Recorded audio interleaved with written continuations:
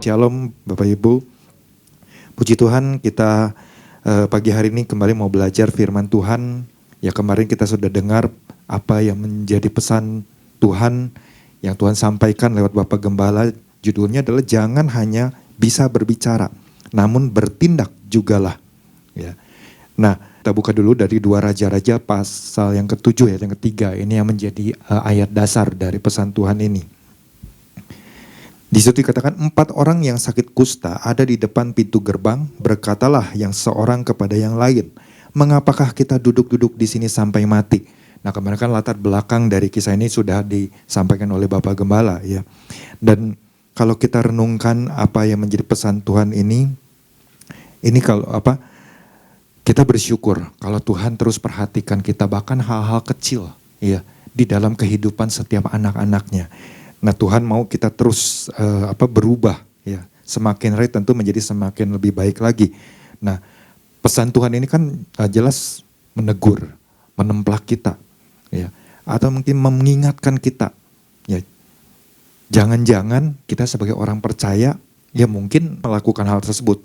Kita cuma banyak bicara tapi nggak melakukan apa-apa, nggak bertindak apa-apa juga ya. Mungkin kalau orang bahasa sehari-harinya jangan omdo gitu ya, jangan omong doang dong, ya tapi lakukan dong sesuatu. Ya. Bahkan mungkin kalau kita diingatkan kita sebagai orang percaya, please jangan NATO, ya. Apa itu NATO? Ya, no action, talk only. Jadi cuma ngomong aja tapi nggak ada actionnya, nggak ada tindakannya. Nah kita tentu nggak mau menjadi orang percaya seperti itu. Ya. Nah. Kalau kita renungkan juga, ya memang tanpa disadari, oh iya ternyata mungkin saya juga termasuk seperti itu.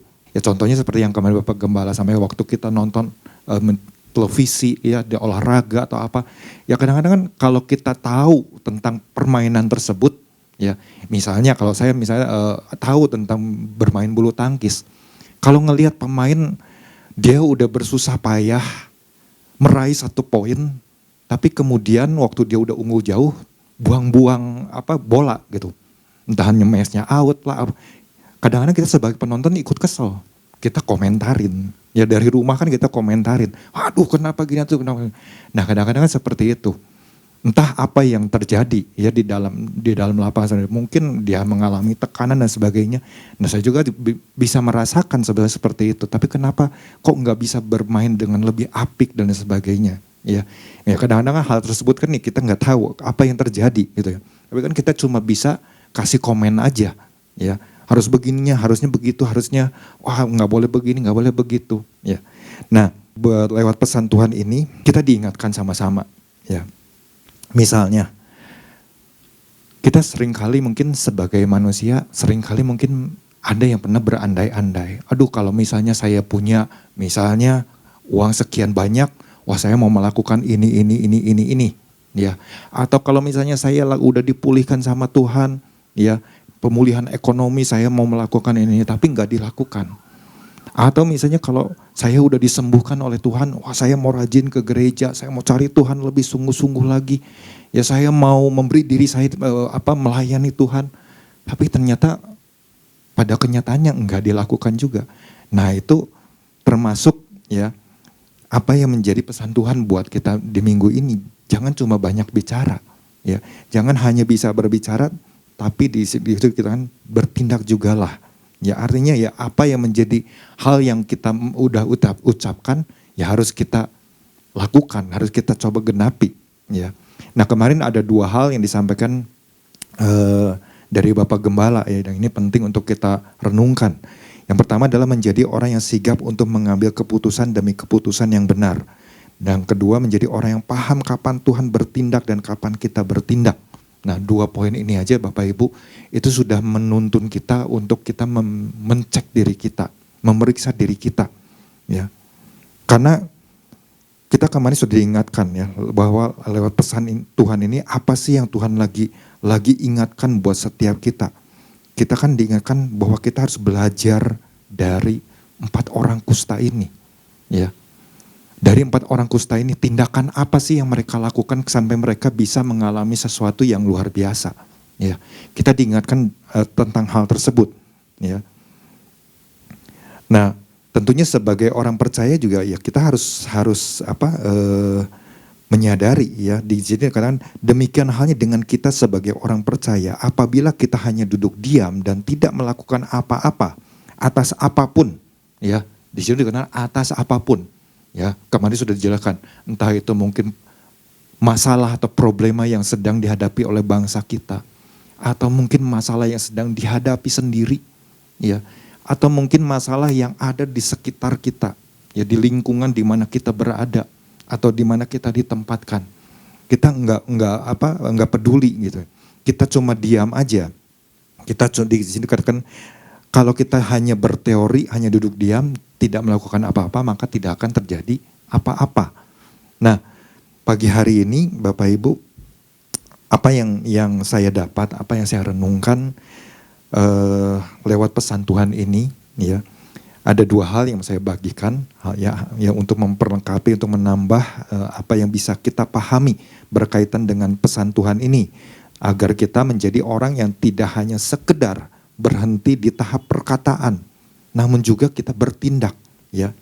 Karena apa? Karena Tuhan sudah perlengkapi dengan banyak kebenaran. Nah, yang pertama dia menjadi orang yang berani mengambil keputusan yang cepat ya, tanpa menunda-nunda lebih lama.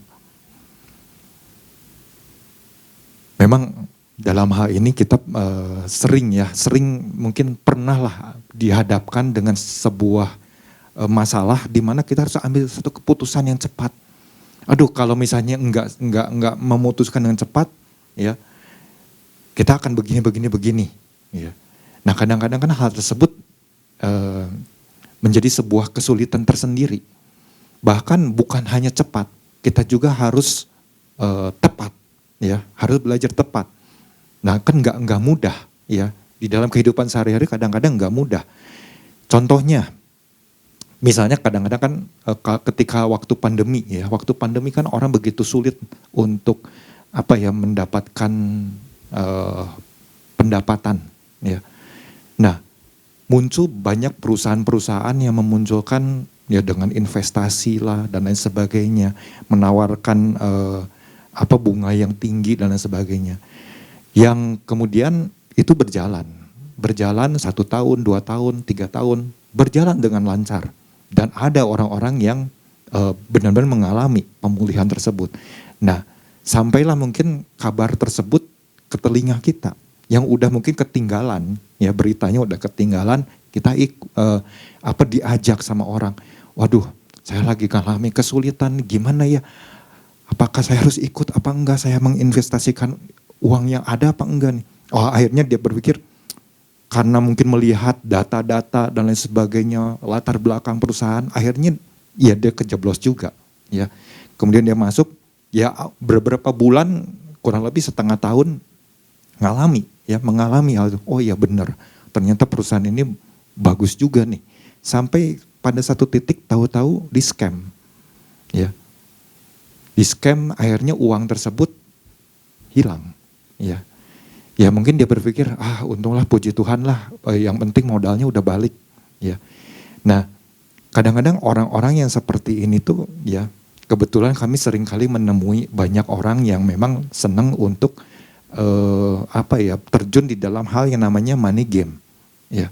Kalau ditawari sesuatu yang kelihatan jauh lebih enggak terlalu mengandung banyak resiko, itu dianggap enggak ada apa-apanya. Ya. Teorinya banyak. Udah yang ini aja, udah yang itu aja, ini begini menghasilkan begini. Nah, bahkan kalau misalnya kita mau menginvestasikan sesuatu, jumlah nilainya kecil sekali aja, itu orang menganggap itu mah money game lah, padahal dia sendiri orang yang suka money game gitu. Nah, kadang-kadang kan suka bertemu dengan orang seperti itu.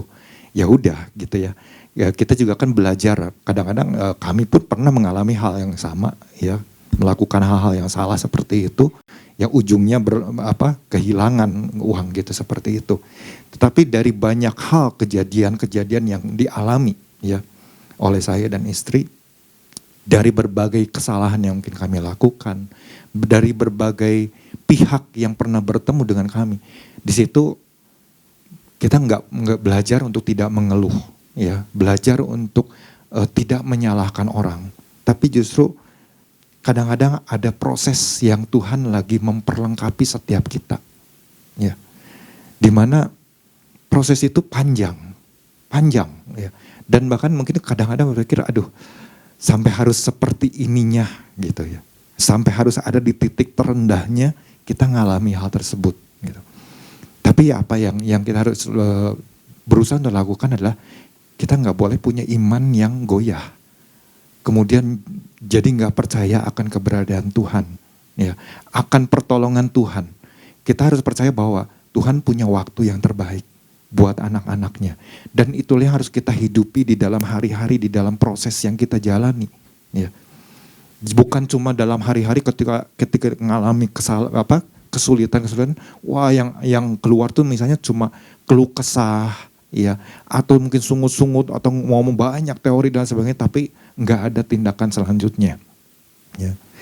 Nah, di sini makanya kita perlu, ya, untuk punya satu tindakan, punya satu gaya hidup. Bagaimana kita bisa ngambil keputusan yang cepat? Tentu kita harus terus berusaha dekat dengan Tuhan, ya, supaya keputusan yang cepat itu benar-benar menjadi keputusan yang tepat pula. Kalau kita menjadi orang yang gak pernah terhubung dengan Tuhan, jauh dari Tuhan, dalam mengambil keputusan yang cepat pasti akan banyak hal-hal yang salah, ya, banyak hal-hal yang berakibat tidak baik, gitu. Nah, kita lihat dulu di dalam 2 Raja-Raja pasal yang ke-7 ayat yang ke-4 dan ke-5. Ini kan bagaimana 4 orang kusta ini, ya, mereka bersama-sama, mereka bilang begini, jika kita berkata, jadi mereka tuh memutuskan, ya, apa yang mereka lihat, apa yang mereka dengar, apa yang mereka analisa, ya, sebagai orang kusta, orang yang mungkin dikucilkan, orang yang diasingkan, ya, orang yang mungkin mengalami sesuatu yang gak enak di dalam hidupnya. Tapi ini hal yang luar biasa, gitu. Mereka punya satu boleh saya katakan sebuah kecerdasan sebetulnya. Bagaimana mereka tuh cukup cerdas. Mereka bisa melihat situasi yang ada. Mereka bisa mungkin membuat sebuah data, ya. Wah, kalau misalnya masuk ke kota begini, kalau diam aja begini. Tapi kalau misalnya berani untuk masuk ke daerah musuh, ya, perkemahan musuh, kemungkinannya bisa begini. Dan mereka itu bisa menganalisa dengan cukup baik, ya. Di sini dikatakan begini, jika kita berkata, baiklah kita masuk ke kota, padahal dalam kota ada kelaparan, kita akan mati di sana. Mereka udah menganalisa, terjadi kelaparan di kota. Ya, kemarin juga sudah dijelaskan oleh Bapak kemarin. Wah, nggak mungkin bisa dapat makanan. Tapi kalau misalnya di sini karena, dan jika kita tinggal di sini, kita akan mati juga. Jadi kalau kita nggak bertindak apa-apa, ya kita juga mati di sini sama. Jadi nggak ada pilihan lain. Udah aja, kita harus berani ambil keputusan. Kita harus masuk ke perkemahan musuh. Karena apa? Karena mereka bisa menganalisa dengan cukup baik. Di perkemahan musuh yang lagi ngawasi kota Samaria, ini tentara-tentaranya kan pasti punya persediaan makanan. Dari hari ke hari pasti selalu ada, nggak mungkin. Ibaratnya mungkin kerajaan di sana membiarkan tentara-tentaranya kelaparan sambil mengawasi kota yang akan diserang. Pasti akan dicukupkan dengan makanan. Ini mereka cukup cerdas, ya. Jadi mereka punya satu keberanian untuk mengambil keputusan yang cepat ini, ya. Dan setelah mengambil keputusan yang cepat, mereka enggak menunda-nunda. Kapan kita mau berangkat? Udahlah nanti aja lihat situasi, enggak. Tapi kalau Bapak Ibu baca, ya, di ayat yang ke-5, lalu pada waktu senja, ya. Jadi ini satu peristiwa, ya, jadi saya mencoba untuk menggambarkan. Saya membuat satu pertanyaan dalam diri saya sendiri. Kira-kira apa yang disampaikan oleh Nabi Elisa ini didengar sama mereka apa enggak, ya? Mungkin aja mereka mendengar, ya, secara langsung, tapi mungkin saja mereka juga mendengar mungkin dari orang-orang yang lewat atas apa yang dikatakan oleh Nabi Elisa, ya, tentang apa yang akan terjadi, ya. Nah, mereka akhirnya, ya, 4 orang ini mereka berunding, ya mereka berunding, mereka bersepakat, mereka bersahati loh. Ini yang luar biasa. Ya, mungkin sama-sama karena senasib nih, kita senasib, ya nggak tahu keadaan mereka saat itu, penyakit kusta mereka itu separah apanya kita memang nggak bisa melihatnya, ya karena nggak dijelaskan di Alkitab. Tapi kan orang kusta itu kan yang jelas, oh mungkin cukup mengerikan, ya mau didekati orang aja kan itu langsung wah, langsung nggak mau orang dekat dengan mereka, ya bahkan kemarin dikatakan mereka tuh harus berkata najis seperti itu, ya supaya orang tahu apa yang sedang mereka alami, ya mereka benar-benar menjadi orang yang dipermalukan, ya di depan banyak orang yang mungkin lewat pada waktu itu di depan pintu gerbang tersebut, ya. Nah, ini begitu luar biasa sekali, ya. Jadi pada waktu senja dikatakan bangkitlah mereka, terus mereka memutuskan masuk ke tempat perkemahan. Jadi tindakan mereka itu begitu mereka sepakat, mereka langsung ambil satu tindakan cepat, enggak nunda-nunda lama lagi, ya. Walaupun ada risiko, ya jelas ada risiko, ya. Karena apa yang mereka katakan, ya. Mereka tahu bahwa di ayat yang keempatnya kan, jika mereka membiarkan kita hidup, kita akan hidup. Ya, maksudnya kalau mereka udah masuk ke tempat perkemahan musuh, mudah-mudahan tentara di sana karena melihat kondisi kita lagi kusta, membiarkan kita hidup. Tapi kalau kita harus mati, ya nggak peduli, harus mati, ya lebih baik matilah daripada mati kelaparan. Mungkin itu pilihan mereka, nggak ada pilihan lain, ya nggak ada pilihan lain. Jadi mereka benar-benar membuat satu keputusan yang begitu cepat dan mereka nggak tunda-tunda. Apa yang mereka putuskan, ya. Nah, kemudian saya katakan tadi, apakah mereka bodoh? Ya, mereka benar-benar nggak menyayangkan diri mereka sendiri. Mereka bisa menganalisa kalau di sana pasti setidaknya ada persediaan makanan, membuat kita ya bisa nggak sampai kelaparan lah. Ya kurang lebih seperti itu. Nah ini yang memang luar biasa. Dan yang lebih luar biasanya lagi adalah apa? Ketika mereka waktu senja itu berangkat, Bapak Ibu kalau baca ya di ayat apa yang Tuhan lakukan, ya di ayat yang ke-6, ke-7 kalau nggak salah. Jadi ini kan posisinya mereka ada di pintu gerbang ya kota Samaria. Mereka berangkat menuju tempat perkemahan itu di waktu senja. Tapi apa juga yang dilakukan oleh Tuhan yang tidak kelihatan, ya. Tuhan yang tidak kelihatan buat mereka. Nah di sini kalau di ayat yang ke-7 dikatakan karena itu bangkitlah mereka melarikan diri pada waktu senja. Siapa mereka ini? Mereka ini adalah tentara Aram. Karena di ayat yang ke-6 di situ dikatakan sebab Tuhan telah membuat tentara Aram itu mendengar bunyi kereta, bunyi kuda, bunyi tentara yang besar sehingga berkatalah yang seorang kepada yang lain, ya. Sesungguhnya Raja Israel telah mengupah raja-raja orang Het dan raja-raja orang Misraim melawan kita supaya mereka menyerang kita. Jadi ini tindakan yang luar biasa sebenarnya. Di saat mereka berangkat di waktu yang senja, ya. Tapi di saat itu pula Tuhan lagi melakukan sebuah tindakan di benteng, ya di tempat perkemahan musuh. Wow ini sesuatu yang dahsyat, ya. Saya nggak tahu bagaimana orang kusta ini, apakah mereka benar-benar percaya sepenuhnya kepada Tuhan atau enggak. Tapi di sini kita bisa melihat sebuah tindakan yang mengajarkan kita. Kalau kita bertindak ya dengan cepat, apalagi dengan tepat, ya kita bertanya sama Tuhan, kita minta tuntunan Tuhan. Itu Tuhan lakukan bagiannya. Ini yang mengajarkan kepada kita. Ya satu prinsip, oh iya ya, kalau kita mau pesan Tuhan ini, yang Tuhan ingatkan jangan hanya bisa bicara, tapi bertindaklah juga. Ya. Artinya wah ada sesuatu yang Tuhan lagi ajarkan buat kita. Nah jadi ini yang harus kita belajar. Ya ketika mungkin kita diperhadapkan dengan kehidupan kita hari-hari ini, ya mulai kita belajar menganalisa, ya. Ketika mungkin ditawari seseorang tentang hal apapun lah, atau mungkin waktu kita melakukan satu pekerjaan dan sebagainya, kita belajar menganalisa, kita mungkin dituntut untuk mengambil sebuah keputusan, ya.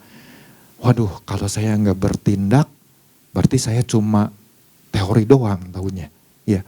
Nah, kita belajar untuk menganalisa apa aja nih kemungkinannya. Oh, kalau misalnya mungkin data yang kita terima itu nggak valid, ya kita berarti memutuskan apa yang tentu seharusnya kita putuskan. Tapi kalau mungkin data ini benar-benar nyata ya dan sebagainya. Karena apa? Karena Bapak Ibu hari-hari ini tuh dengan semakin canggihnya teknologi, ya orang itu semakin pintar untuk membuat berbagai tipu muslihat. Bahkan laporan perusahaan-perusahaan aja, ya itu bisa dibuat sedemikian rupa, ya tentang mungkin latar belakang perusahaan dan lain sebagainya itu bisa dibuat sedemikian rupa, ya yang kita kalau enggak hati-hati, enggak teliti, kita bisa terjebak juga, ya. Pernah kami pun mengalami, ya bahkan itu pakai nama sebuah bank di sebuah negara, ya negara yang cukup besar. Nah, dilihat ada nama banknya ada, nama email dianya pun ada orang tersebut, ya sampai sedemikian rupanya, yang membuat kadang-kadang kita jadi percaya, gitu, ya.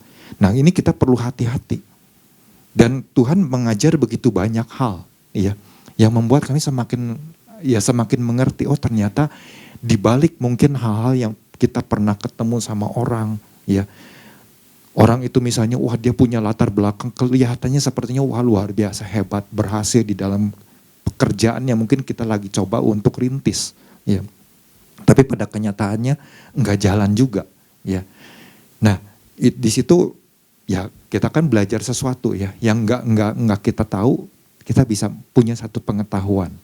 Sampai ya waktu Pak Gembala kemarin sampaikan pesan ini, istri saya sampai bilang, aduh saya tuh lagi nunggu satu konfirmasi tentang ayat firman Tuhan ini, ya dan ternyata ini dapat hal ini gitu, itu sebuah peneguhan dia bilang. Ini kita belajar sesuatu. Kalau kita mungkin lari ke satu contoh dalam Alkitab, Abraham Bapak Ibu. Abraham ketika dapat satu perintah Tuhan, Abraham bawa anakmu untuk dipersembahkan. Waduh, buat Abraham mungkin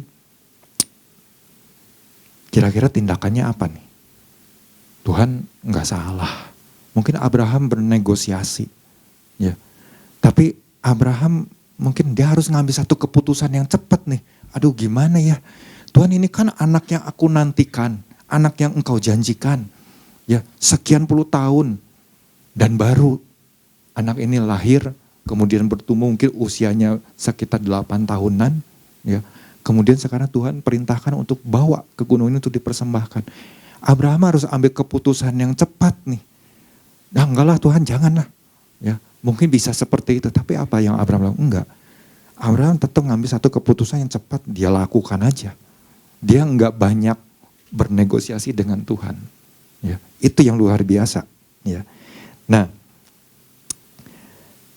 jadi belajar ya untuk mengambil satu sikap, memiliki satu sikap, ambil keputusan yang cepat.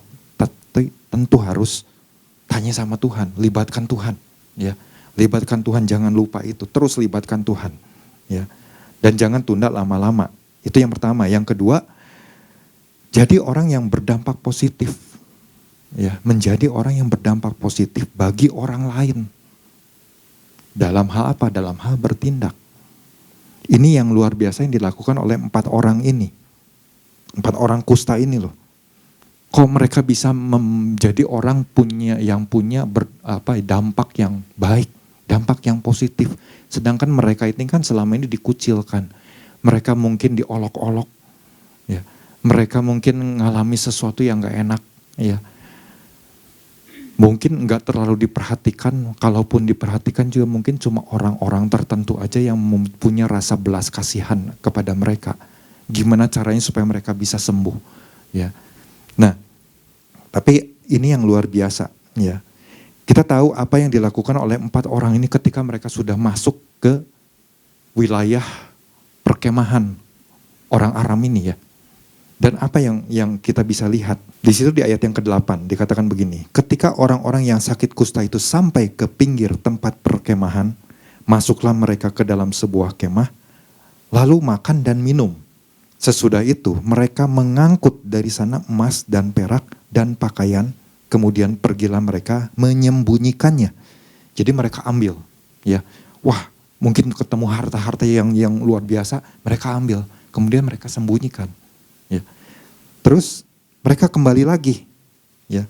Kemudian pergilah mereka sesudah itu mereka mengangkut dari sana emas dan perak dan pakaian, kemudian pergilah mereka menyembunyikannya. Lalu datanglah mereka kembali masuk ke dalam kemah yang lain dan mengangkut juga barang-barang dari sana. Kemudian pergilah mereka menyembunyikannya. Ya. Jadi mereka udah ambil, mereka sembunyikan, mereka kembali lagi ke kemah yang lain, mereka ambil lagi, sembunyikan lagi. Ya. Kemudian apa yang terjadi? Lalu berkatalah yang seorang kepada yang lain, tidak patut yang kita lakukan ini. Mungkin mereka sadar, ini kan sesuatu yang mungkin nggak tepat untuk dilakukan. Betul, kita ini orang-orang kusta, orang-orang yang dikucilkan, orang-orang yang diasingkan, ya. Tapi apakah tindakan kita ini benar nggak ya? Apakah tindakan kita ini berdampak baik nggak ya buat orang lain? Ternyata mungkin mereka sadar, ini sesuatu yang nggak baik, ini sesuatu yang salah. Nah makanya seorang di sini di kanan, lalu berkatalah yang seorang kepada yang lain, tidak patut yang kita lakukan ini. Hari ini ialah hari kabar baik, tetapi kita ini tinggal diam saja. Apabila kita menanti sampai terang pagi, maka hukuman akan menimpa kita. Jadi sekarang marilah kita pergi menghadap untuk memberitahukan hal itu ke istana raja. Ini ada dua hal yang bisa saja dilakukan oleh empat orang kusta ini. Mereka bisa nggak pedulikan, masa bodohlah orang-orang yang ada di kota, mereka lagi kelaparan. Yang penting sekarang kita cukup dengan makanan, udah. Jangan pikirkan mereka, toh kita juga orang yang dikucilkan. Udah lebih baik kita memperkaya diri. Lebih baik kita mementingkan diri sendiri. Ya. Tapi di sini yang luar biasanya adalah mereka nggak melakukan hal tersebut. Bahkan mereka, empat orang ini mereka udah punya sebuah kesehatian, kesepakatan. Kalau mungkin pada saat itu mereka berpikir, wah ini kita ketemu harta nih, kita bagi rata bersama-sama. Tapi apa yang mereka lakukan, ternyata mereka sadar, kita nggak baik nih kalau kita menyembunyikannya. Ya, udah lebih baik kita lapor aja. Kita lapor sama raja. Ya, apa yang terjadi di perkemahan ini. Wah itu kan luar biasa sekali tindakan orang yang mungkin terhina. Ya, orang yang nggak dianggap lah. Nah mereka berusaha untuk melakukannya. Kalau mungkin yang satu udah ngapain? Kalau kita ngomong juga nggak akan dipercaya kok sama orang-orang di sana. Kita ini kan orang kusta gitu. Ya, tapi mereka enggak. Mereka tetap melakukan sesuatu yang positif. Apakah nanti mereka tentu berharap ketika suatu saat mereka pulih, ya, dari sakitnya, mereka bisa menjadi orang yang bisa diterima di kota sana. Mungkin mereka punya harapan seperti itu. Jadi mereka bertindak seperti itu, udahlah lebih baik kita lapor aja. Tapi kalaupun mungkin mereka berpikir, nggak peduli, pokoknya saya masih punya hati nurani yang jujur, hati nurani yang tulus, mereka nggak boleh dibiarkan kelaparan. Ya, ini adalah hari yang baik. Nggak ada tentara sama sekali, ini ada begitu banyak makanan dan sebagainya. Kita harus lapor. Nah itu sebuah perbuatan yang luar biasa. Ya. Yang mana mungkin 4 orang ini juga kan bisa berbicara mungkin dalam lingkungan keluarga kita. Kalau mungkin suami, istri, anak bersepakat, bersehati, ya, melakukan sesuatu yang bisa memberikan dampak. Bukan hanya mungkin buat keluarganya sendiri aja, tapi juga mungkin buat familinya, atau mungkin juga buat lingkungan di mana mungkin kita lagi melakukan sebuah usaha, itu kan luar biasa, ya, berdampak luar biasa. Nah, jadi di sini kita bisa belajar, ya, sesuatu, ya. Di dalam terjemahan Amplified Bible ini ada satu hal yang menarik ya dari 2 poin yang saya sampaikan, bahwa apa yang dikatakan oleh 4 orang kusta ini, mereka yang pertama kalau mereka menjadi orang yang begitu cepat bertindak dan tidak menunda, ya. Mereka di dalam salah satu terjemahannya ya, di sini dikatakan begini, so now come, let us go over the camp of the Arameans, ya maksudnya orang Aram, ya tentara Aram ini. Jadi ini mereka bilang, jadi sekarang, ya. Jadi maksudnya jangan tunda-tunda lagi, itu kan yang. Nah, demikian juga waktu mereka mau lapor sama raja, mereka pun sama melakukan tindakan yang sama. Jadi sekarang, ayo datang sini, kita harus segera lapor. Ini mungkin sebuah keputusan yang memang mereka harus lakukan itu. Mereka bertindak dengan cepat dan mereka juga nggak mementingkan diri sendiri loh. Tapi kalau mereka bersikap egois, mementingkan diri sendiri, udah ini kesempatan kita, udah kita sembunyiin dulu aja. Nanti sisanya baru kita lapor sama mereka. Tapi mereka nggak mau, mereka bersikap jujur. Nggak, kalau nanti kita ketahuan, ya kita nyembunyiin, kita tetap dihukum mati.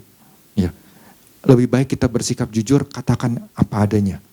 Ya, ini memang di sini nggak dibilang bahwa apa yang mereka sembunyikan itu dikembalikan lagi, kita nggak tahu. Ya, tapi bagaimana di sini sikap yang diambil oleh 4 orang ini menunjukkan bahwa mereka menjadi orang yang memang punya prinsip jangan nunda-nunda, ya, tapi segera bertindak, ya, jangan cuma ngomong aja, tapi ayo lakukan, ya, ayo lakukan, ya. Nah ini yang kalau saya lihat dengan apa yang pesan Tuhan minggu lalu, ya, bahwa Tuhan itu ya kasih kemenangan dari sejak sekarang. Karena ayat yang pada saat minggu lalu itu disampaikan, saya belajar dari sosok yang namanya Abraham. Ya, waktu Abraham diperintahkan yang memerintahkan anaknya untuk jadi korban ini, Abraham kan dia langsung bertindak, nggak nunda-nunda, dia langsung jalan. Tapi dia juga punya sesuatu yang luar biasa, iman dia, bahwa ketika dia lakukan itu, dia punya satu keyakinan bahwa di atas gunung itu Tuhan akan menyediakan. Itu yang dia lakukan. Ya, keputusan itulah yang nggak mudah buat seorang Abraham yang menantikan janji Tuhan. Ya, nah begitu juga mungkin kita dalam kehidupan sehari-hari ini. Ya, apakah dalam kita ngambil keputusan mungkin bersama dengan keluarga, kita harus coba juga mungkin mengingat. Bukan cuma buat diri kita sendiri di dalam keluarga. Puji Tuhan di dalam keluarga kalau bisa pulih. Tapi kalau misalnya bisa menjadi dampak bagi banyak orang. Wow, itu kan sesuatu yang dahsyat sekali. Ya, itu yang luar biasa, itu yang Tuhan inginkan. Menjadi orang-orang yang bisa berdampak. Nah apalagi kan kita sebagai gereja Tuhan. Sebagai duta kerajaannya, sorga. Tentu kita juga ingin keberadaan kita, lewat hidup kita menjadi berkat bagi banyak orang. Ya, dengan mungkin prinsip-prinsip yang mungkin ketika kita merasa bahwa kita nggak dianggap, kita merasa mungkin banyak terima mungkin olok-olok, ya, atau mungkin dibully dan lain sebagainya. Tapi di sini kita sadar bahwa apa yang ditunjukkan oleh 4 orang kusta ini mereka nggak peduli. Ya, walaupun mereka mungkin pernah ngalami hal yang nggak mengenakan, tapi mereka lebih punya hati nurani. Ini untuk kepentingan orang-orang yang ada di kota sana loh. Jadi kita nggak boleh biarkan mereka juga kelaparan. Berita baik ini harus kita sampaikan. Apakah langsung dipercaya? Apa yang mereka lakukan? Enggak. Ya, enggak langsung dipercaya. Itu omong kosong katanya. Mungkin seperti itu. Ya nanti Bapak Ibu silakan baca di dalam 2 Raja-Raja pasal yang ke-7 ini. Raja waktu dengar itu juga enggak langsung ini. Oh jangan-jangan nanti kita dijebak di sana lewat 4 orang kusta ini dan sebagainya. Sampai akhirnya ya mungkin diutus ada orang-orang yang diutus. Ada mungkin hewan juga yang dibawa ke sana. Mau tahu seperti apa. Dan ternyata apa yang disampaikan oleh 4 orang ini ternyata berita yang benar, bukan berita yang bohong. Akhirnya mereka benar-benar orang-orang di dalam kota Samaria ini mereka menjarah apa yang ada di dalam perkemahan tentara Aram ini. Nah itu tindakan inilah yang kita juga sama-sama belajar, ya, belajar dalam kehidupan kita sebagai anak-anak Tuhan. Ya. Nah ini yang mau kita sama-sama lakukan ya pagi hari ini. Nah itu aja yang bisa saya bagikan Bapak Ibu. Ya mari kita munculkan yang namanya kesepakatan, kesehatian seperti apa yang dilakukan oleh 4 orang kusta ini. Di dalam keluarga aja dulu, lingkup yang terkecil itu menjadi sesuatu yang dahsyat. Sehingga menjadi dampak ya buat lingkungan di mana kita berada. Tuhan Yesus memberkati.